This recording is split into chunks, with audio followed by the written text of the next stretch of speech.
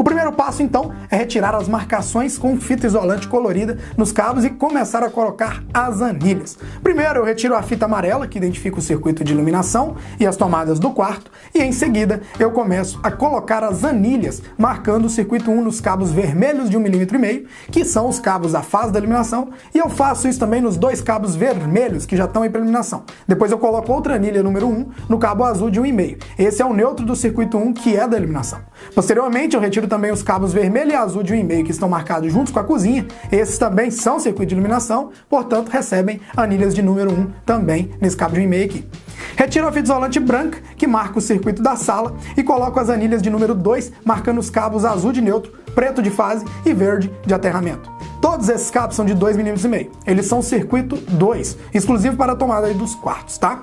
Aqui podemos ver que todos os cabos já estão anilhados, circuitos 1, 2 e 3 e também o 4 das tomadas da cozinha. Notem que os cabos do chuveiro, que são de 10 mm, ainda não anilhei, pois eu não tinha todas as anilhas número 5 para essa seção de cabo, infelizmente, lá na minha maleta, tá? O próximo passo é começar a organizar os condutores. Eu tenho uma mania besta de começar sempre pelo cabo de neutro. Raramente eu organizo primeiro os outros cabos. Mas não tem que ser assim necessariamente não, tá, pessoal? É apenas um padrão meu, por isso que eu chamo de mania besta.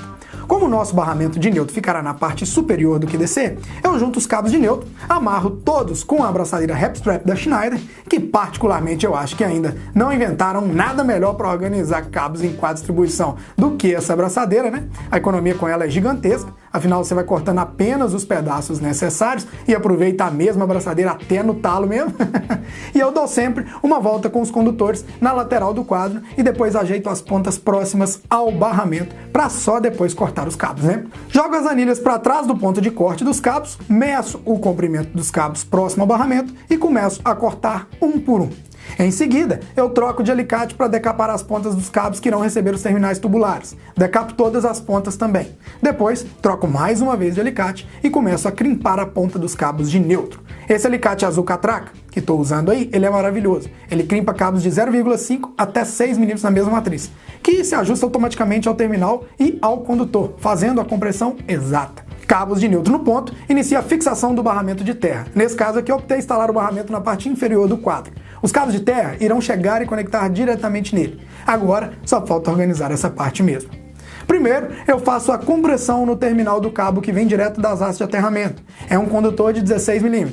Decapo a ponta do cabo, usando o alicate de corte mesmo, com bastante cuidado para mim não cortar os filamentos do cabo, que a gente chama de desbitolar ele, e depois eu coloco o terminal e crimpo com alicate universal mesmo. Eu até tenho um alicate catraca para isso, mas nessa hora aí eu não achei ele na maleta, não sei onde é que foi parar não. Mas aí como quem não tem cão caça com gato, o importante é a conexão ficar bem feita, né? Como esse cabo é mais grosso, eu sempre uso um alicate de bico para me ajudar a dobrar e moldar as curvas que quero que ele faça para dar um acabamento melhor na hora de encaixar aí no barramento. E por fim, é só parafusar o cabo no barramento, né? Faço isso com todos os cabos de aterramento. Notem que desce cabos verdes dos dois lados do quadro. Eu sempre uso as abraçadeiras Repstrap para travar e assim organizar cada vez melhor o quadro, mesmo que não tenha tanto espaço assim. Como o aterramento é separado por duto, os cabos de terra também recebem anilhas. Eu faço o mesmo procedimento, decapo e crimpo a ponta dos cabos usando terminais. Afinal, quando a conexão é a parafuso, a ponta deve ser protegida com terminal sim. Cabos de neutro e terra conectados, hora de começar a mexer na alimentação do quadro. Coloco sempre o disjuntor geral em um ponto para medir onde cortar o cabo de fase que vai alimentá-lo.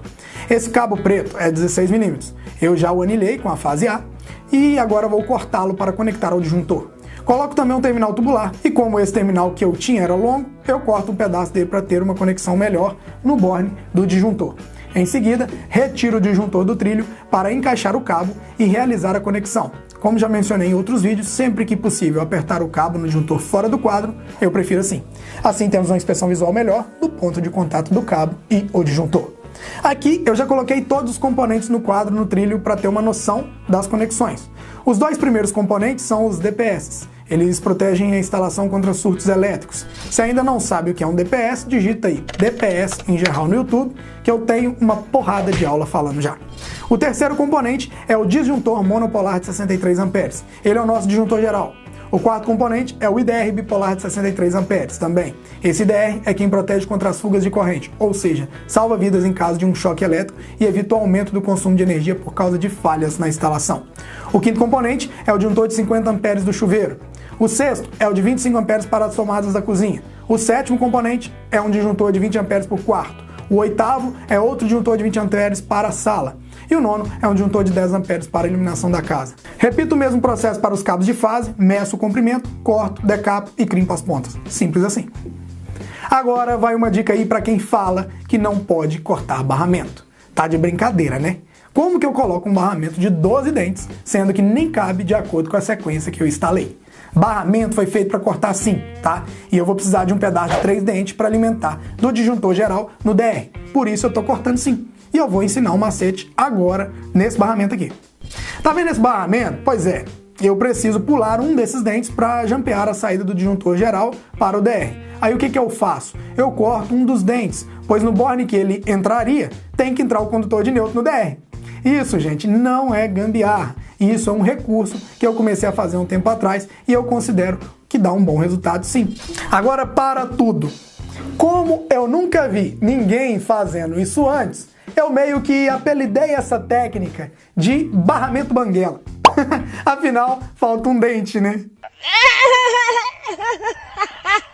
Notem que eu coloco o barramento banguela na saída do disjuntor geral. Ele pula o borne do neutro do DR e alimenta o borne de fase. Olha que coisa linda. Em seguida, já meço o condutor de neutro da alimentação, corto o cabo e decapo a ponta. Observe outra coisa. Esse cabo aí é Centenax, ou seja, com dupla isolação, proteção de 1 kV. Aí você me pergunta, por que esse cabo é diferente, André? E eu respondo, é porque o infeliz do vendedor não tinha cabo 16mm com isolação comum em PVC e resolveu me mandar essa bagaça mais grossa. Aí, difícil de moldar em um quadro pequeno, como esse quadro aí. Fazer o que, né? Enfim. A gente coloca um conector genérico, faço as curvas para moldá-lo e encaixo no DPS para neutro. Corto outro pedaço desse bendito cabo Centenax de 16mm, que até é difícil de moldar, para derivar a entrada do DPS diretamente para a entrada do DR, onde colocamos aí o barramento banguela. Usamos sempre conectores genéricos para colocar sobre o barramento, ou para conectar 2 cabos juntos no mesmo borne, como podem ver aí no vídeo. E é assim que ficaram nossas conexões dessa parte de neutro. Primeiro observa mais de perto o recurso que eu fiz usando o barramento com o dente cortado. E também já olha como ficou a conexão na entrada do DPS usando 2 terminais juntos nesse borne. Show demais, né? Mas ainda faltam cortar e crimpar os cabos de fase dos circuitos que serão conectados nos respectivos disjuntores. Alguns circuitos saem por 2 dutos diferentes, por isso será necessário uma conexão de 2 cabos no mesmo disjuntor. Para isso, usamos terminais tubulares duplos na seção nominal do cabo. Nesse caso, eu precisei conectar os cabos com os disjuntores no trilho, pois eu tive um pouco de trabalho para encaixar novamente. Mas deu tudo certo aí no final. Notem que no último disjuntor da iluminação tem 3 cabos vermelhos. Eu usei um terminal duplo para cabos de 2,5 mm para fazer essa conexão. A corrente da iluminação ela é muito baixa, e aí não vai haver problemas em fazer esse tipo de conexão aí não. Os cabos de terra estão devidamente conectados no barramento, neutro também, mas ainda está faltando 2 coisas, aterrar o DPS e proteger as pontas do barramento pente. Pronto, agora sim, ó, usei os protetores isolantes amarelos para os circuitos reserva no futuro do quadro e aterrei os DPS usando os cabos de 4mm. Mas aí você me pergunta, André, pode aterrar DPS com cabo de 4mm?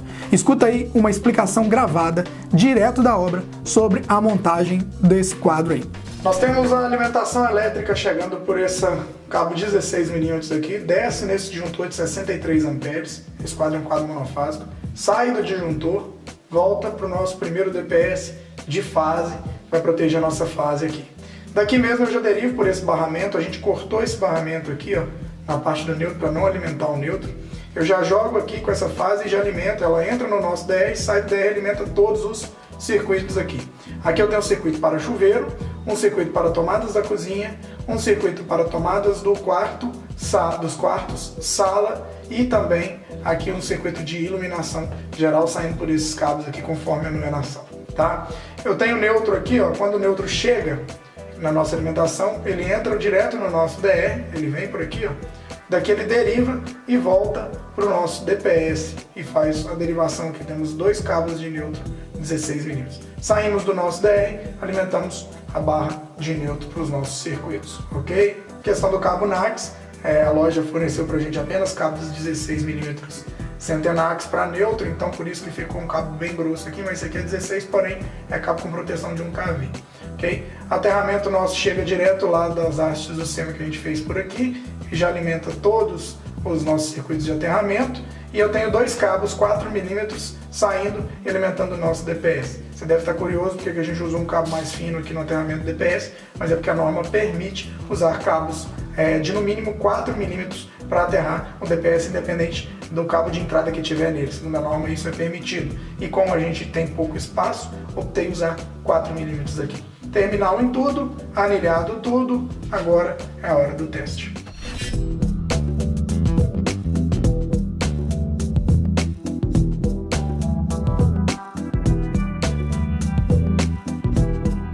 Agora sim vamos falar do quadradinho do curso de eletricista profissional. Logo abaixo vai aparecer. Você sabe, né? Você que está morrendo de vontade de fazer o curso da Engerhal, tem um certificado nosso, clica aqui ó, e saiba mais sobre os nossos cursos. Qualquer dúvida também você pode acessar o site engerhal.com.br e ver todos os cursos que a gente tem lá na grade, tá bom? Um grande abraço e até a próxima. Engerhal.com.br. O Breno quer me atrapalhar. Eu que sou o dono da empresa, eu que sei o site, mano. Engerhal.com.br, tá, Breno? Beleza, gente? Abraço.